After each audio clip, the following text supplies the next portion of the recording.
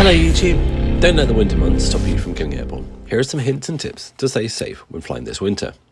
In this video, we'll have a look at some of the challenges that the colder months bring and what you can do to mitigate these threats. Today, we'll cover low-level clouds and rapidly changing weather conditions, icing, snow operations, cockpit misting, radiation fog, position of the sun, airfield availability, and a few others. Low-level clouds. In the UK, the winter brings an increase in diversity in the number of weather systems and air masses due to the mid-Atlantic depressions, low-pressure systems leading to weather instability. This results in a range of conditions, often bringing low cloud, rain, high winds, and sometimes snow in unstable and often rapidly changing conditions. The succession of cold and warm fronts leads to the temperature, wind speed, and direction changing rapidly as the front passes. The passage of a warm front is often characterised by low stratus cloud and reduced visibility. Icing.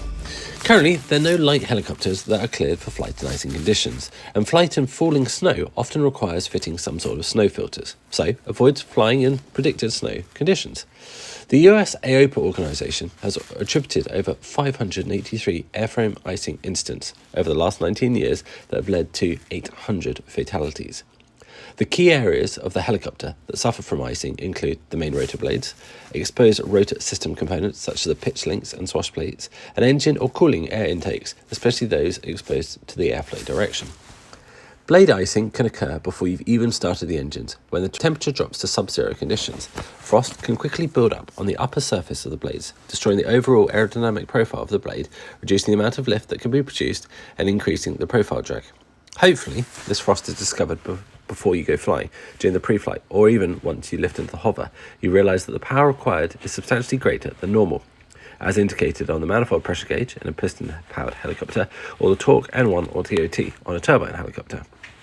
In extreme cases, the engine power may not be sufficient to accelerate the rotor RPM to normal flight limits with the power available. Even a light frost can reduce the maximum lift of a blade by 30% and increase the profile drag of the blade by 40%.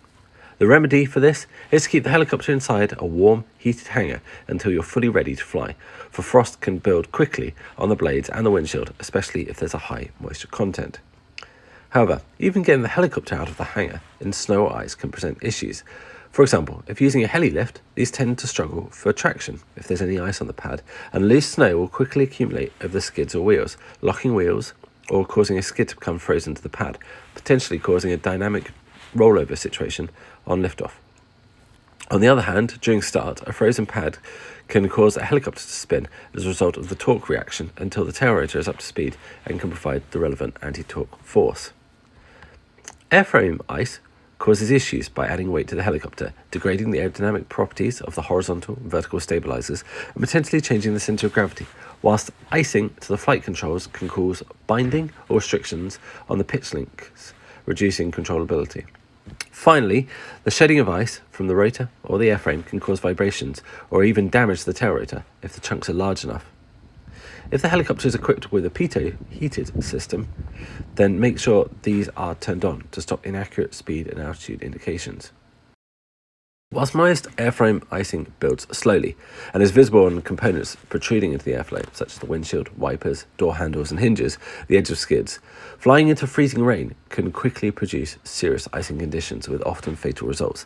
This is because the freezing rain droplets are 1 million times larger than a normal cloud droplet and can be super cool to well below freezing, meaning they freeze on impact with whatever part of the helicopter they land on.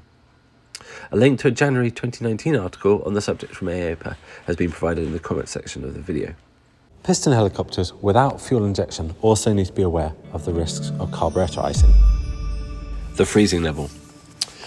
The lower temperature during the winter has an impact on IFR flying. The 0 degree isotherm, or the freezing level, i.e. the altitude at which the temperature drops to 0 degrees, is often lower than in the summer, and this might be lower than the minimum safe sector altitude for the area. Take this example from the Met Office. It's a Form 214, where in the southeast we can see the 0 degree level occurs somewhere between 2 and 5,000 feet. However, the maximum elevation figure for this area, as read from the CA 1 to 500,000 chart, is shown as 1,400 feet. At 1,000 feet, and you get the minimum safe altitude, 2,400 feet, that you need to fly safely in IFR conditions. This would put you above the freezing level. So, if you're in cloud or visibility less than 1,000 meters, then you're likely to accumulate ice on the helicopter, and you cannot descend safely to get out of the freezing conditions. And going high is just going to make the issue even worse. It's not a great place to be in. The American AIM provides even more conservative guidance, stating a pilot can expect icing when flying in visible precipitation, such as cloud or rain, when the temperature is between +2 degrees and -10 degrees centigrade. The key to avoiding icing conditions is often the preparation. Before you go flying, check the relevant weather reports. The Form 215 to get an idea of the synoptic activity, such as the approach of a cold front, which will reduce the freezing altitude, and denote the cloud base and the tops of the clouds, or the Form 214, as previously discussed, to get a forecast of the temperatures aloft. With this information, you should be able to come up with a comprehensive go, no-go decision and understand what escape routes and altitudes you have between cloud layers if you encounter ice en route. If you come across ice unexpectedly in flight, one option is to quickly do a 180-degree turn to an area that is of warmer air.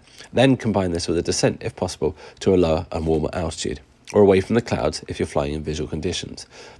But if there's no other option available, remember the key attribute of the helicopter: you can land anywhere. Snow. Taking off and landing in loose blown snow requires special care and techniques to avoid a catastrophic loss of visual references during the manoeuvre, known as operating in a degraded visual environment, DVE. Whilst these techniques are commonly taught to military pilots, often incorporating the use of helicopter-mounted equipment, such as infrared sensors, laser ranging equipment, and associated pilot displays, they are less common in the civil environment unless you're specifically operating in cold or mountainous conditions. A common method involves keeping up some ground speed, keeping the helicopter moving forward during the latter stage of the approach to prevent the downwash and recirculating snow particles from enveloping the helicopter, with a small application of collective at the final touchdown to cushion the landing. It is worth a quick refresh on some of the weather-related codes that we can expect on the METARs and TAFs. So, SN, snow; GR, hail; GS, snow pellets; BR, mist; FG, fog; and FZ, FG, freezing fog. Cockpit misting. In wet or cold weather, beware of misting of the windshields and the windows, especially on takeoff, when you've just picked up some passengers that might have wet clothes, for example, or if the windshield hasn't fully de-iced. The misting occurs when condensation forms on both sides of the cockpit window, when the structure is colder than the dew point of the surrounding area. There have been plenty of accidents where the pilot has suddenly lost visual references during a critical phase of takeoff due to the cockpit window fogging up. Think about carrying cloth to assist demisting the windshield prior to takeoff, and if you have it, use the aircraft heating system. However, beware on some aircraft, the cabin heating system, when it starts to be used, if there's existing moisture in the ducts, it can initially produce more mist on the windshield, making things worse before they clear. Don't lift until the heater has completely cleared the window. Radiation fog. This fog usually occurs in the winter, in calm weather conditions with clear skies. The overnight release of long-wave thermal radiation leads to a cooling of the Earth. In turn, the layer of air close to the surface also cools, which in turn reduces the amount of water moisture that the air can hold. This leads to condensation, the formation of fog, and the composition of water droplets in saturated air. This sort of fog tends to dissipate after sunrise, when the heat from the sun has a chance to warm up the ground, reversing the process and heating the air around it. Conditions for radiation fog are light wind between 2 to 8 knots, a close temperature and dew point split, and a relative humidity of the air above 95%. The chance of radiation fog is also increased if there's been a recent passage of cold front, owing to the recent rainfall increasing the moisture level of the ground and the air directly above it. The formation of fog can also be greatly influenced by environmental considerations, such as the proximity of valleys, where cold, dense air settles in the lower part of the valley, forming fog, or on the top of the hill, when orographic lifting lifts the air around the hill and causes it to cool. This leads to the moisture condensing and forming fog. Freezing fog, as indicated as FZFG on a METAR report, forms when the temperature is below zero and consists of supercooled water droplets that freeze on contact with an object, leaving a layer of rime ice on the surface. This brings additional challenges in addition to the loss of visibility, and the simple advice here is don't go near it. Low-level sun.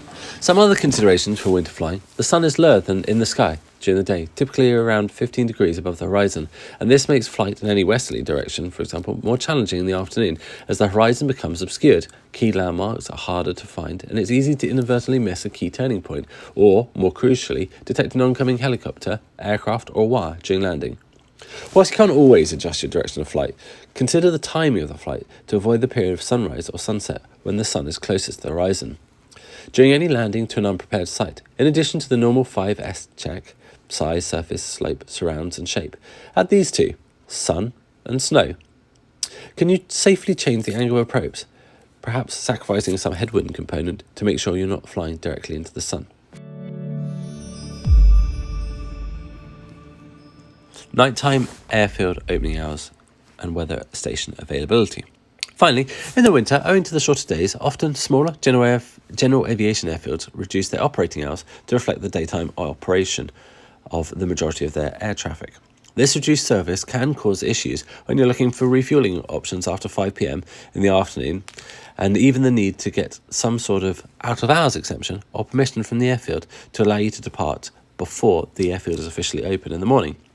In commercial operations, this may pose a challenge if there's inadequate airfield lighting or fire service availability outside of the operating hours. Most airfields do offer an out-of-hours service, but this comes at a hefty price tag, usually charged per 30 minutes after the official closing of the airfield. Hopefully this video has given you some points to think about before planning your next flight, and if you have any questions, please leave them in the comment section below. As ever, though, fly safe.